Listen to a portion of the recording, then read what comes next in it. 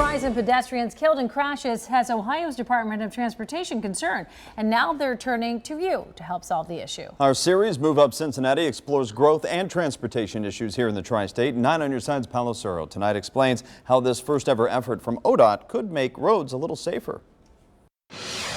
It was a rainy November afternoon in Westwood when John Eby walked onto the Harrison and Epworth crosswalk and then across the street, and we got run over. It was weird. He woke up with confusion and with this cut on his knee. That's all that's left from a cut that went like this. I didn't realize that my shoulders were going to hurt, that my back was going to hurt. I thought I broke my hips. A sore body, 3 days of laying on a couch, and 2 days of missed work later, Eby was able to sit at the Thanksgiving table and say thanks. When I finally came to and rolled over, my legs were underneath the front of the car, so had he kept going, he would have run over my legs for sure. Today, he's lucky enough to be telling his story. He says a lot of people are not, and that's why the Ohio Department of Transportation is making sure it's implementing its first ever bicycle and pedestrian plan. When you look back 2009 through 2018, Ohio saw a 60% increase in pedestrian-related fatalities. Bike fatalities are up 22% over that same period.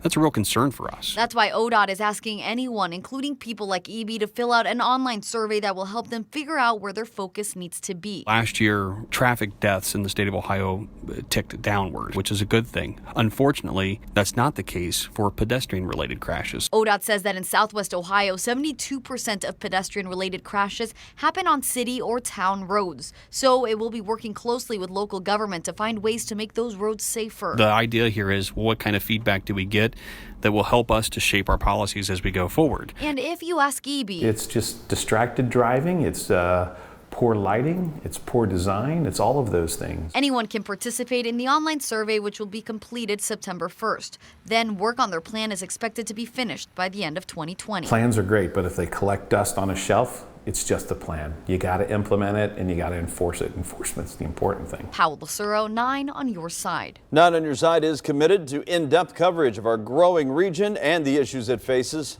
Find more information on Move Up Cincinnati stories on air and on WCPO.com.